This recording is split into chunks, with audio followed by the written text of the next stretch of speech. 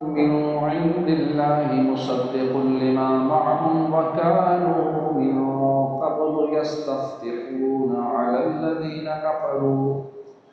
فلما جاءهم ما عرفوا كفروا به فلعنة الله على الكافرين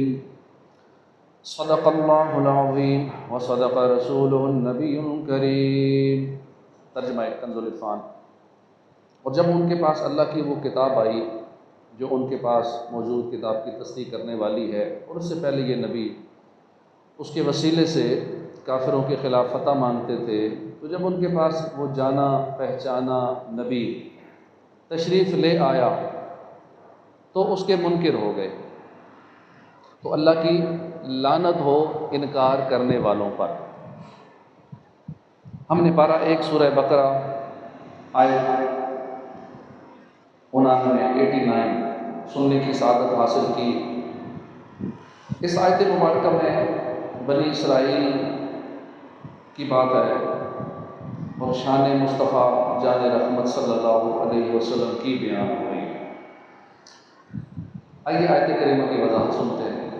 اللہ پاک نے فرمایا وَلَمَّا جَاءَهُمْ كِتَابٌ مِّنْ عِندِ اللَّهِ مُصَدِّقٌ لِّمَا مَعَهُمْ، اور جب ان کے پاس وہ کتاب آئی جو ان کے پاس موجود کتاب کی تصدیق کرنے والی ہے، یعنی قرآن کریم اتنی بلند رتبہ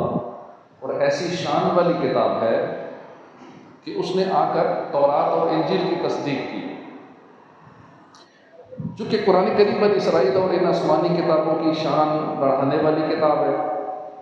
ان کے سچا ہونے کی گواہ ہے، لہذا انہیں چاہیے تھا کہ فوراً قرآن پر ایمان لے آتے، محبوب صلی اللہ علیہ وسلم کا کلمہ پڑھ لیتے، مسلمان ہو جاتے۔ مگر ان کی حالت دیکھو،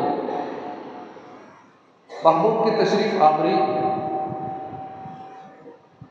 سے پہلے ان کے جذبات اور تھے، اب کچھ اور ہو گئے۔ پہلے جذبات کیا تھے؟ وَكَانُوا مِن قَبْلُ يَسْتَفْتِحُونَ عَلَى الَّذِينَ كَفَرُوا، اور اس سے پہلے وہ نبی کے وسیلے سے دعا مانگتے تھے، کافروں کے خلاف فتح کے لیے دعا مانگتے تھے نبی کے وسیلے سے۔ مشکلات میں، پریشانیوں میں، جنگوں میں آپ کے نام کے وسیلے سے دعائیں مانگتے تھے۔ حضرت عبداللہ بن عباس جو صحابی رسول ہیں، آپ کو ترجمان القرآن کہا جاتا ہے، فرماتے ہیں اسلام آنے سے پہلے خیبر کے یہودیوں اور قبیلہ غطفان کے درمیان دشمنی تھی، ان کی آپس کی جنگیں ہوتی رہتی تھیں۔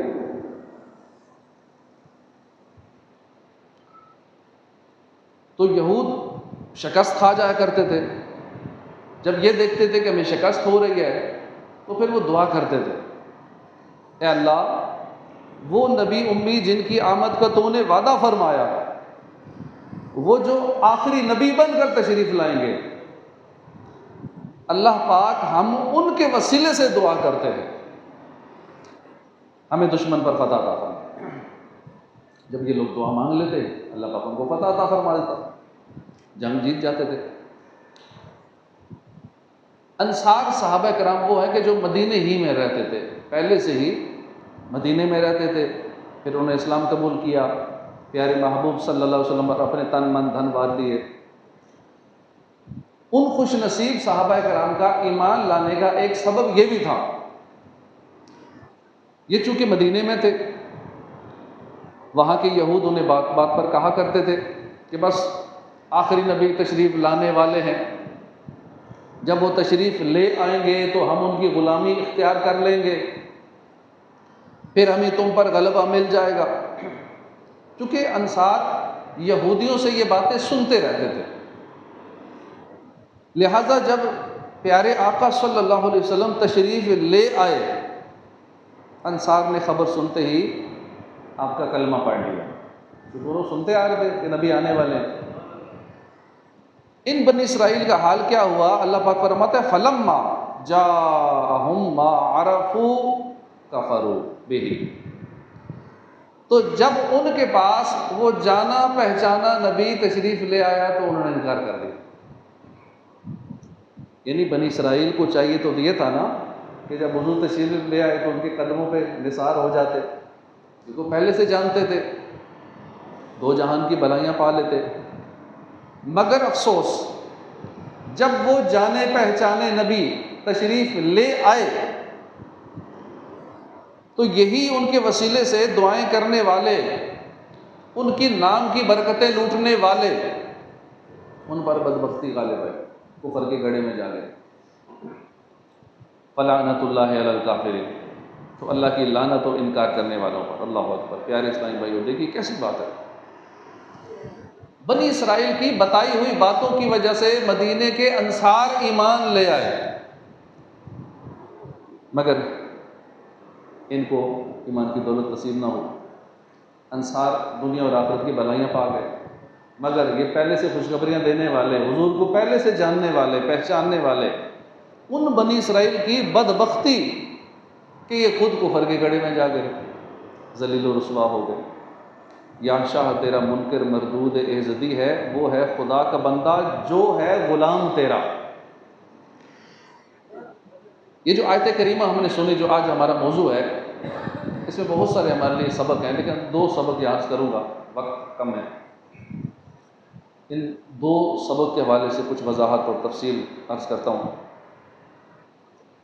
ایک قاعدہ ذہن میں رکھیے، پچھلی امتوں کا ہر وہ کام جس کو اللہ پاک نے برا نہیں کہا یا منع نہیں فرمایا، وہ کام ہمارے لیے بھی جائز ہے، وہ کام ہمارے لیے بھی اچھا ہے۔ جس طرح وہ لوگ حضور کے وسیلے سے دعائیں مانگتے تھے، اللہ پاک نے اس کا ذکر کیا، لیکن یہ نہیں فرمایا کہ یہ غلط کام کرتے تھے، یہ شرک کرتے تھے، بدعت کرتے تھے۔ فرمایا یہ وسیلے سے دعائیں مانگتے تھے لیکن پھر نبی پر ایمان نہیں لائے۔ وَكَانُوا مِن قَبْلُ يَسْتَفْتِحُونَ عَلَى الَّذِينَ كَفَرُوا، اور اس سے پہلے یہ اس نبی کے وسیلے سے دعائیں مانگتے تھے اور کافروں کے خلاف فتح مانگتے تھے۔ یہاں جو لفظ ہے نا عَلَى الَّذِينَ، یہ علا جب یہ طلب اور دعا کے ساتھ آئے نا تو یہ پھر مشکل پر دلالت کرتا ہے، علا،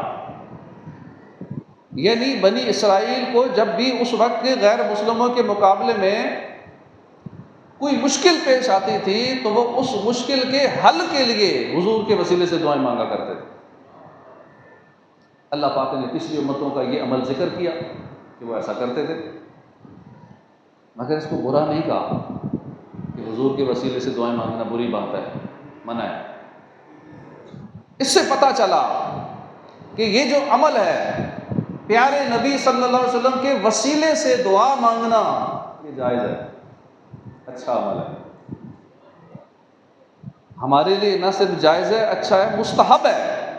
کہ جب بھی کوئی مشکل آ جائے، کوئی پریشانی آ جائے، کوئی کاروباری ٹینشن آ جائے، حالات خراب ہو جائیں، قرض چڑھ جائے، بیماریاں گھیر لیں، خواہشات پوری نہیں ہو رہی، نیک خواہشات پوری نہیں ہو رہی، قبر و آخرت کا خوف کھائے جا رہا ہے، جہنم کا خوف ہے، کوئی بھی پریشانی ہے، دنیا کی پریشانی ہے، آخرت کی پریشانی ہے، حضور کے وسیلے سے دعا کریں، اللہ دعا قبول فرمائے، مشکلات حل ہو جائیں گی۔ کہ دونوں جہاں میں، دنیا و دین میں ہے ایک وسیلہ، نام محمد۔ مومن کو کیوں ہو خطرہ کہیں پر، دل پر ہے کندہ نام محمد، روز قیامت میزان و پل پر دے گا سہارا نام محمد۔ اس مقام پہ اللہ پاک نے فرمایا وَكَانُوا مِن قَبْلُ يَسْتَفْتِحُونَ عَلَى الَّذِينَ۔ علامہ سبکی بڑے امام گزرے ہیں، بہت بڑے امام، آپ لکھتے ہیں کہ پیارے آقا صلی اللہ علیہ وسلم کے وسیلے سے دعائیں مانگنا سنت انبیاء ہے، سنت انبیاء ہے۔ مزید فرماتے ہیں پیارے آقا صلی اللہ علیہ وسلم کی دنیا میں تشریف آوری سے قبل، آپ کی ظاہری مبارک زندگی میں، دنیا سے پردہ فرما لینے کے بعد، جب سے دنیا بنی ہے جب تک رہے گی، آپ صلی اللہ علیہ وسلم کا وسیلہ پکڑا جاتا رہے گا، پکڑا جاتا رہا ہے، آئندہ بھی آپ کا وسیلہ پکڑا جاتا رہے گا، بلکہ اس دنیا میں تو کیا، اس دنیا کے بعد روز قیامت بھی سب کو آپ کے وسیلے کی ضرورت پڑے گی۔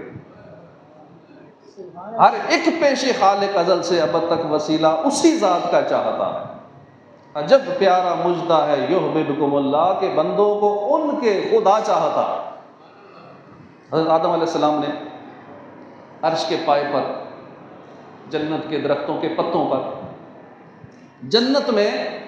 ہر جگہ اللہ کے نام کے ساتھ ایک اور نام بھی دیکھا، محمد۔ جب یہ نام لکھا دیکھا، جگہ جگہ لکھا دیکھا، عرض کی اے اللہ پاک یہ محمد کون ہے؟ فرمایا ھذا والدک الذی لولاہ ما خلقتک، اے آدم یہ آپ کی اولاد میں سے، اگر محمد نہ ہوتے تو میں تمہیں بھی پیدا نہ کرتا۔ پھر جب آدم علیہ السلام جنت سے باہر تشریف لائے، عرض کی یا ربی بحرمت ھذا الولد ارحم ھذا الولد، اے اللہ پاک اس عزت دار بیٹے کے صدقے میں جو میری اولاد میں سے ہے، اس بیٹے کے وسیلے سے اس کے والد پہ رحم فرما دے۔ اللہ پاک نے فرمایا یا آدم، اے آدم اگر محمد صلی اللہ علیہ وسلم کے وسیلے سے تمام آسمان و زمین، تمام آسمانوں اور تمام زمین والوں کے لیے دعا کرتے تو ہم سب کے حق میں آپ کے دعا قبول کر لیتے۔ صحابی رسول نے حضرت جابر بن عبداللہ نے کتنی پیاری بات کہی ہے، اشعار کی صورت میں شان مصطفیٰ بیان کرتے ہوئے کہتے ہیں کہ بہی قد اجاب اللہ آدم اذ دعا ونجی فی بطن السفینۃ نوح، انہی کے وسیلے سے اللہ پاک نے آدم علیہ السلام کی دعا قبول فرمائی، انہی کے صدقے حضرت نوح علیہ السلام کی کشتی کو نجات بخشی۔ سیرت کی کتابوں میں روایت ہے، ایک صاحب تھے جلحمہ، یہ کہتے ہیں کہ ایک مرتبہ میں مکے پہنچا، ان دنوں وہاں 7 سالی تھی، لوگ بھوک سے نڈال تھے، میں نے دیکھا کہ لوگ ابو طالب کے پاس پہنچے ہیں، کہا اے ابو طالب وادیاں خشک ہو گئی ہیں، لوگ پریشان ہیں، گھبرا گئے ہیں، بھوک سے پیاس سے تنگ ہیں، اور بارش کی دعا کرتے ہیں۔ یہ سن کر ابو طالب میدان کی طرف روانہ ہوئے، ان کے ساتھ ایک ننھے شہزادے تھے، کأنہ شمس دجن، سبحان اللہ، کیسے حسین تھے کہ ان کا چہرہ ایسے چمک رہا تھا کہ جیسے بادلوں کے درمیان سے سورج نکل آیا۔ ایک بادل ان کے سر پر ساتھ ساتھ چل رہا تھا، ساتھ میں اور بچے بھی تھے، چلتے چلتے ابو طالب کعبے کے پاس پہنچے، وہ جو ننھے سے دلربا بچے تھے وہ کعبے کی دیوار کے ساتھ ٹیک لگا کے بیٹھ گئے، ان کو وہاں بٹھا دیا۔ اس وقت آسمان پر بادل کا کوئی نام و نشان تک نہیں تھا، بس ان ننھے شہزادے نے خالی انگلی اٹھائی، اللہ اللہ، انگلی اٹھنے کی دیر تھی کہ چاروں طرف بادلوں میں ڈائے، تیز بارش برسنے لگی۔ اس موقع پہ ابو طالب نے کہا اور وہ چمکدار چہرے والے ہیں جن کے وسیلے سے بارش مانگی جاتی ہے، وہ یتیموں کا سہارا، بیووں کے لیے پناہ ہے، بے یار و مددگار جنہیں کوئی نہ پوچھے، ایسوں کا تجھے یار و مددگار بنایا، ایسا تجھے خالق نے طرح دار بنایا، یوسف کو تیرا طالب دیدار بنایا۔ منقول ہے کہ مراکش کے شہر میں، خاص ایک شہر ہے مراکش کا، تو وہاں ایک نیک عورت رہتی تھی۔ اس عورت کی یہ عادت تھی کہ جب بھی اسے کوئی پریشانی آتی، کوئی مشکل درپیش ہوتی، کوئی مسئلہ ہوتا، تو وہ اپنے ہاتھ چہرے پہ رکھتی، کہتی محمد، مشکل میں اس کی عادت بن گئی، چہرے پہ ہاتھ رکھتی، کہتی محمد، بس نام محمد کی برکت سے پریشانی دور ہو جاتی۔ جب اس عورت کا انتقال ہو گیا، کچھ لوگوں نے خواب میں دیکھا، پوچھا کیا گزری، کہتی ہے کہ قبر میں منکر نکیر آئے۔ منکر نکیر جب آتے ہیں تو بڑے خوفناک انداز میں آتے ہیں، قبر کی دیواروں کو چیرتے ہوئے آتے ہیں، خوفناک شکلیں ہوتی ہیں، لمبے لمبے بال ہوتے ہیں، ڈرونی شکل، جیسے بدل گھبرا جاتا ہے۔ کہتی ہے وہاں بھی جب یہ حالات ہوئے، منکر نکیر آئے، تو میری چونکہ عادت تھی کہ جب مشکل آئے چہرے پہ دونوں ہاتھ رکھنے، کہنا محمد، میں نے اسی عادت کے مطابق چہرے پہ ہاتھ رکھے، کہا محمد، جب ہاتھ اٹھائے تو فرشتے جا چکے تھے۔ کیسی پیاری ادا۔ گناہ گاروں کی اس سے مشکلیں آسان ہوتی ہیں، نہ کیوں کر سب سے بڑھ کر نام ہو پیارا محمد کا۔ تو ہمیں بھی چاہیے کہ ہم محبوب صلی اللہ علیہ وسلم کے وسیلے سے دعائیں مانگا کریں۔ ہاں یہ بھی ضروری ہے کہ آپ صلی اللہ علیہ وسلم کی ذات پاک ہی کا وسیلہ پیش کیا جائے، نہیں ایسا نہیں ہے، بلکہ حضور کی زلفوں کا وسیلہ پیش کریں، حضور کے رخسار کا وسیلہ پیش کریں، حضور کے مبارک قدموں کا وسیلہ پیش کریں، حضور کے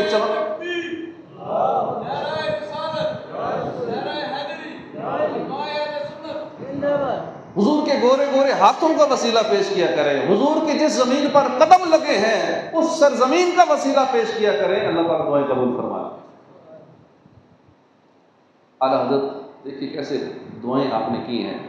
یا الہی ہر جگہ تیری عطا کا ساتھ ہو، جب پڑے مشکل شہر مشکل کشا کا ساتھ ہو، یا الہی بھول جاؤں نزا کی تکلیف کو شادی دیدار حسن مصطفیٰ کا ساتھ ہو، یا الہی جب بہیں آنکھیں حساب جرم میں ان تبسم ریز ہونٹوں کی دعا کا ساتھ ہو، یا الہی رنگ لائیں جب میری بے باکیاں ان کی نیچی نیچی نظروں کی حیا کا ساتھ ہو۔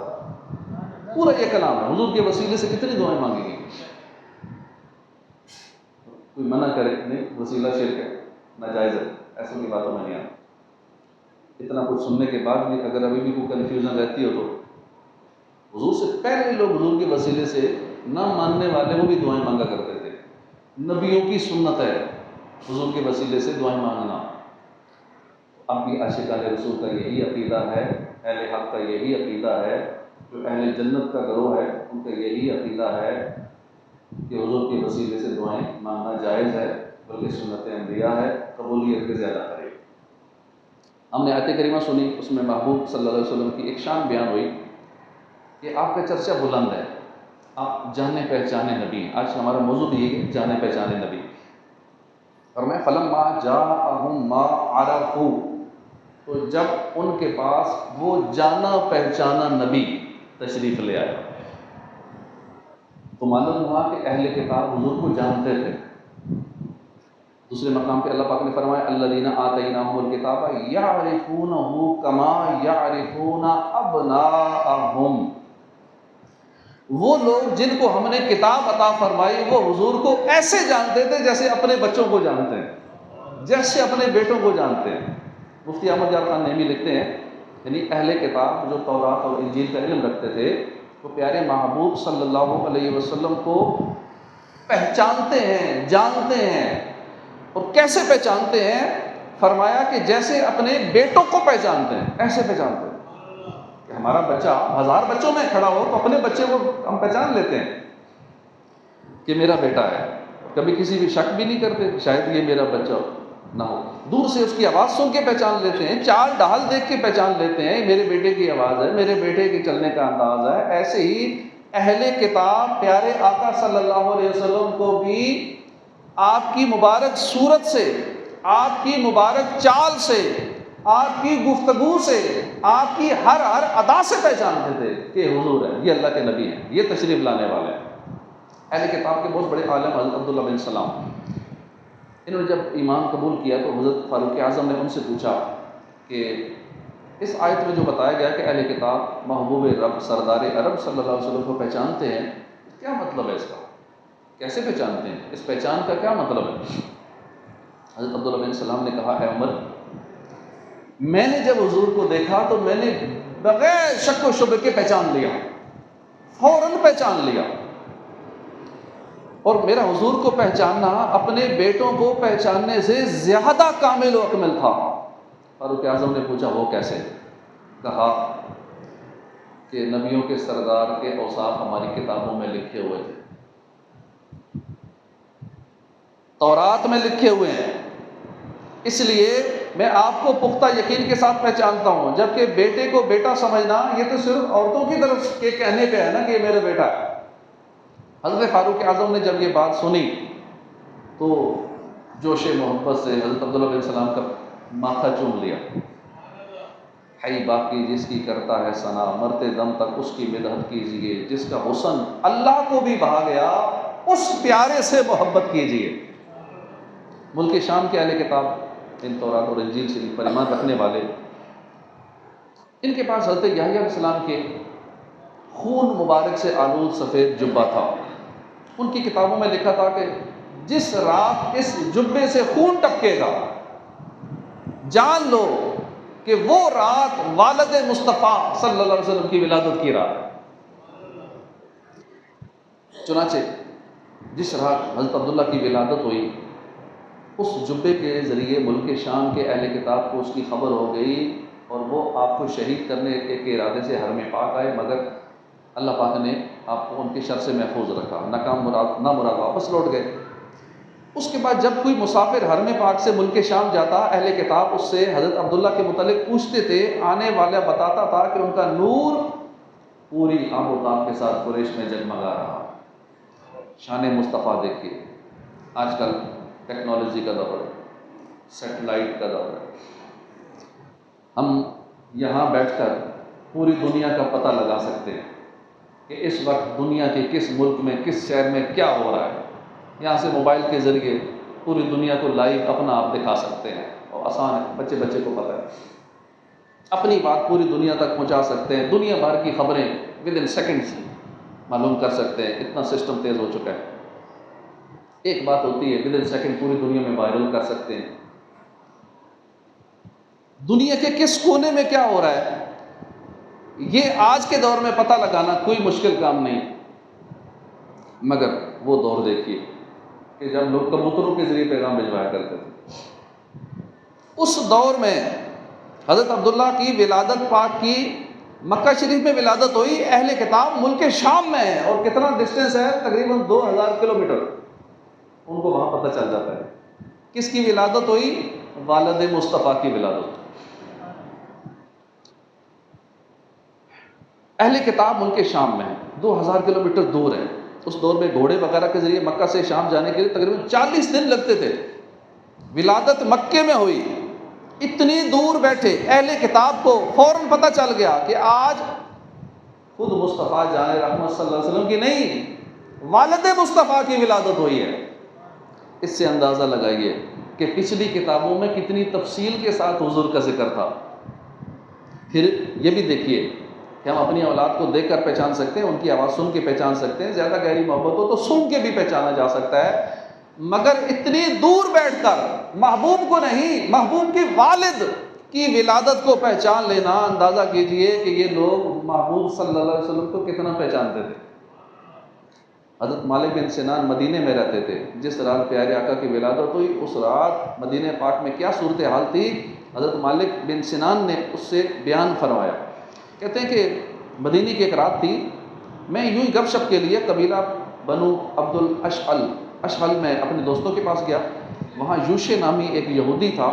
کیا دیکھتا ہوں کہ اس یہودی نے لوگوں کو جمع کیا ہوا ہے، محفل لگی ہوئی ہے، کہہ رہا ہے کہ احمد نبی کی آمد کا وقت قریب ہے، وہ مکے میں تشریف لائیں گے۔ پھر اس کے بعد یوشے نے آپ کا حلیہ مبارک تفصیل کے ساتھ اوصاف بیان کیے۔ حضرت مالک بن سنان فرماتے ہیں میں اس کی باتیں سنتا رہا، بڑی عجیب باتیں تھیں۔ پھر میں یہاں سے اٹھا اپنے قبیلے میں آ گیا، وہاں بھی میں نے دیکھا ایک شخص ہے، اس نے بھی لوگوں کو اکٹھا کیا ہوا ہے، وہ بھی حضور کا ذکر کر رہا ہے، کہہ رہا ہے احمد نبی کی آمد کا وقت قریب ہے، اور اس نے بھی آپ کی باتیں بتائیں۔ فرماتے ہیں میں یہاں سے اٹھا، میں قبیلہ بنو قریظہ میں چلا گیا، کیا دیکھتا ہوں وہاں بھی لوگ جمع ہیں، ذکر مصطفیٰ ہو رہا ہے، حضور کی آمد کے تذکرے ہو رہے ہیں۔ اسی دوران ان میں سے ایک شخص بولا کہ وہ سرخ ستارہ جو صرف اور صرف کسی نبی کی ولادت کے وقت ہی نکلتا ہے، وہ ستارہ نکل چکا ہے، اب نبیوں میں صرف احمد نبی آخری نبی رہ گئے تھے، بس وہ تشریف لے آئے، وہ تشریف لائیں گے، اور یہ شہر جو مدینہ ہے یہ ان کی ہجرت کا مقام ہے۔ پر نور ہے زمانہ صبح شب ولادت، پردہ اٹھا ہے کس کا صبح شب ولادت، دل جگمگا رہے ہیں، قسمت چمک اٹھی ہے، پھیلا نیا اجالا صبح شب ولادت، پیارے ربیع الاول تیری جھلک کے صدقے چمکا دیا نصیبہ صبح شب ولادت۔ حضرت حسان بن ثابت مشہور صحابی رسول ہیں، آپ بھی مدینہ پاک کے رہنے والے تھے، آپ فرماتے ہیں میں 7 سال کا تھا، ایک مرتبہ رات کا پچھلا پہر تھا، اچانک مدینے کی گلیوں میں زور زور سے ایک آواز گونج اٹھی، لوگ اس آواز کی طرف دوڑے، کیا دیکھتے ہیں ایک یہودی ہے، وہ پہاڑ پہ کھڑا ہے، ہاتھ میں آگ کا شعلہ لیے ہوئے ہے، لوگ اس کی زوردار آواز سن کر اس کے گرد جمع ہو گئے ہیں۔ اب اس نے بھرے مجمع میں اعلان کیا کہ یہ احمد نبی کا ستارہ ہے، یہ ستارہ صرف نبی کی ولادت کے وقت ہی نکلتا ہے، دنیا میں جتنے نبی تشریف لانے تھے ان میں صرف احمد نبی ہی ہیں جن کی ابھی ولادت نہیں ہوئی تھی، یہ ستارہ نشانی ہے آج ان کی ولادت کی رات ہے، شادی رچی ہوئی ہے، بجتے ہیں شادیانے، دولہا بنا وہ دولہا، صبح شب ولادت، عرش عظیم جھومے، کعبہ زمیں کو چومے، آتا ہے عرش والا صبح شب ولادت، ہوشیار ہوں بیکاری، نزدیک ہے سواری، یہ کہہ رہا ہے ڈنکا صبح شب ولادت۔ اول تو یہ دیکھیے نا، اہل کتاب ستاروں کو دیکھ کر محبوب کی ولادت کے وقت کو پہچان رہے ہیں۔ اسے پتہ چلا اللہ پاک نے پچھلی کتابوں میں حضور کا خوب چرچا فرمایا، تبھی تو یہ لوگ پہچان رہے ہیں نا، کبھی جبے سے خون ٹپکتا ہے پہچان لیتے ہیں حضور کی آمد ہے، کبھی کوئی ستارہ طلوع ہوتا دیکھیں تو محبوب کی ولادت کے حوالے سے پہچان لیتے ہیں، کوئی جوہروں والی زمین کو دیکھتے ہیں محبوب کو پہچان لیتے ہیں۔ پھر ان روایات میں ایک اور پہلو سے غور فرمائیں، بعض لوگ کہہ رہے ہوتے ہیں نا کہ یہ میلاد لوگوں نے خود سے نکال دیا ہے۔ ان دنوں میں ذرا زیادہ اس طرح کے لوگ جو پریشان ہوتے ہیں، کیونکہ سوائے ابلیس کے سبھی جہاں میں خوشیاں منا رہے ہیں، وہ پریشان ہونے والے نا وائرل ویڈیوز چلاتے ہیں، ادھر ادھر میسج چلاتے ہیں، یہ خود سے انہوں نے بنا لیا ہے، کہاں سے ثابت ہے، کس صحابی نے میلاد کیا، کس نے یہ لائٹیں لگائیں، کس نے یہ کیا وہ کیا، اس طرح کی باتیں وائرل ہوتی ہیں۔ اب عام بندے کو تو پھر پتہ نہیں کیا جواب دینا ہے، تو اس لیے لوگ پھر ایسوں کی باتوں میں آ جاتے ہیں، خود سے انہوں نے بنا لیا۔ جب پیارے آقا کی ولادت ہوئی، کیا اس وقت بھی کسی نے میلاد منایا تھا؟ جواباً عرض ہے، ویسے تو الحمدللہ اس وقت پوری کائنات میں خوشیاں خوشیاں تھیں، ستارے جھک رہے تھے، کعبہ جھوم رہا تھا، کعبہ وجب میں تھا کہ 360 بت گر گئے، فرشتے مبارکبادیاں دے رہے تھے، عرش و فرش پر دھوم مچی ہوئی تھی۔ اعلیٰ حضرت کہتے ہیں نا، عرش پہ تازہ چھیڑ چھاڑ، فرش پہ طرفہ دھوم دھام، کان جدھر لگائیے تیری ہی داستان ہے۔ اگر کہا جائے نا کہ اس وقت خاص طور پر انسانوں نے میلاد منایا تھا یا نہیں، تو دیکھیے اس وقت بہت سارے تو غیر مسلم تھے، اور جو مانتے ہی نہیں تھے نبیوں کو، اللہ کو بھی نہیں مانتے تھے۔ اب ہمیں ان سے کوئی غرض نہیں ہے غیر مسلموں سے، ہاں بہت سارے لوگ جو پچھلی کتابوں کو مانتے تھے، نبیوں پر ایمان رکھنے کا دعویٰ رکھتے تھے، ہم نے روایت سنی کہ یہ لوگ اپنے اپنے قبیلوں میں پورے مدینے میں جگہ جگہ بیٹھ کے حضور کی ولادت کی رات تذکر کر رہے تھے کہ وہ نبی تشریف لائیں گے آج کی رات، وہ نبی آنے والے ہیں۔ جگہ جگہ 3 محفلوں کا ذکر پچھلی روایت میں نے بیان کیا کہ محفل مصطفیٰ سجی ہوئی تھی، ذکر مصطفیٰ کی محفل سجائے بیٹھے تھے، اگرچہ بعد میں یہ ایمان سے پھر گئے، البتہ عین ولادت مصطفیٰ کی رات مدینے میں محفل مصطفیٰ سجی ہوئی تھی۔ جس رات ولادت ہوئی اس رات کو محفلیں سجی ہوئی تھی، ہر جان منتظر ہے، ہر دیدہ راہ نگر ہے، غوغا ہے مرحبا کا صبح شب ولادت۔ الحمدللہ ماہ میلاد کی آمد ہے، اور اس بار جو میلاد ہے یہ ایک نئی شان کے ساتھ تشریف لا رہا ہے۔ جی ہاں، اس بار یہ 1500واں جشن ولادت، پوری دنیا میں اس کی دھومیں ہیں، عاشقان رسول خوش ہیں، کوششیں جاری ہیں کہ بڑھ چڑھ کے منائیں گے اس دفعہ، اللہ پاک توفیق نصیب فرمائے۔ اب ذہن میں سوال اٹھتا ہے، ٹھیک ہے یہ 1500واں جشن ہے تو یہ کیوں اللہ تعالیٰ کیوں بڑھ چڑھ کے منائیں؟ اس میں کیا انوکھی بات ہے؟ ہر سال ہی مناتے ہیں، اب کیوں منائیں؟ اللہ پاک فرماتے ہیں وَلَلْآخِرَةُ خَيْرٌ لَكَ مِنَ الْأُولَىٰ، بے شک تمہارے لیے ہر پچھلی گھڑی پہلی سے بہتر ہے۔ یعنی ہمارے آقا کی شان ہر گھڑی بڑھ رہی ہے کہ آپ انتہائی اونچے رتبہ پر ہیں۔ جب سے اللہ پاک نے آپ کو پیدا فرمایا تب سے اب تک آپ ہی سب سے افضل ہیں، آپ ہی سب سے اعلیٰ ہیں، آپ ہی سب سے کے آقا ہیں، سب کے حاجت روا ہیں، اور بعد از خدا بزرگ تو بھی قصہ مختصر۔ اور پھر نہایت افضل اور اعلیٰ رتبے کے ساتھ اللہ پاک نے آپ کو یہ شان بخشی ہے کہ ہر لمحے آپ کی شانوں میں اضافہ ہو رہا ہے، ہر آنے والا لمحہ یہ آپ کے لیے بہتر ہے، ہر آنے والا سیکنڈ، ہر آنے والا منٹ یہ آپ کی شانوں میں اضافہ کرتا جا رہا ہے۔ یہ شان مصطفیٰ ہے۔ آپ اندازہ لگائیے کہ جن کی شانیں پہلے سب کے سب نبیوں سے بھی اونچی ہیں، وہ محبوب جو رات کے مختصر ترین حصے میں عرش سے بھی اوپر کا سفر کر کے واپس بھی آ جاتے ہیں، اللہ کے خاص قرب کو بھی پا لیتے ہیں، جن کی رات کے مختصر لمحے کی پروازیں اتنی زیادہ ہیں، تو 1500 سالہ جو جشن ہے ان کی شانوں میں اب کتنا اضافہ ہو چکا ہوگا؟ تیرا وصف بیاں ہو کس سے، تیری کون کرے گا بڑائی، اس گرد سفر میں گمے جبریل امی کی رسائی۔ اب یہ صرف زمینی حقائق آپ کے سامنے اگر رکھوں، ایک عالمی ریسرچ کے مطابق اب یورپ، امریکہ وغیرہ میں جہاں غیر مسلم حکومتیں ہیں، وہاں پہ سالانہ 1 لاکھ مسلمان ہو رہے ہیں، غیر مسلم اسلام قبول کر رہے ہیں، غلامی مصطفیٰ میں آ رہے ہیں، اور دنیا کی ایک بڑی تعداد میں اب بھی مسلمان ہیں، تقریباً 2.6 ارب مسلمان اس وقت دنیا میں ہیں جو غلامی مصطفیٰ میں ہیں۔ تو حالانکہ سارے مل کے بھی ایک صحابی کے قدموں کے دھول کے برابر بھی نہیں ہو سکتے، سارے دنیا کے مسلمان اکٹھے ہو کے بھی صحابی کے برابر نہیں ہو سکتے، مگر ہم صرف تعداد کی بات کریں، حجۃ الوداع کے موقع پہ 1,24,000 صحابہ کرام، یعنی اس وقت 1,24,000 دل یاد مصطفیٰ میں تڑپتے تھے، 1,24,000 زبانیں ذکر مصطفیٰ کرتی تھی، 2,48,000 کان ذکر مصطفیٰ سنتے تھے۔ اب الحمدللہ یاد مصطفیٰ میں تڑپنے والے، یاد مصطفیٰ کرنے والے، ذکر مصطفیٰ کرنے والی زبانوں، ذکر مصطفیٰ سن کر خوش ہونے والے کانوں کی تعداد اب 21 لاکھ گنا زیادہ ہو گئی ہے، 21 لاکھ فیصد زیادہ ہو گئی ہے۔ تو اللہ کی بارگاہ میں ان کی شانوں کا اضافہ کتنا ہوا اس کا تو ہمیں تو علم نہیں ہے۔ ہم جو یہ 1500 والا جشن ولادت کی دھومیں مچا رہے ہیں، مچائیں گے، اللہ توفیق نصیب فرمائے،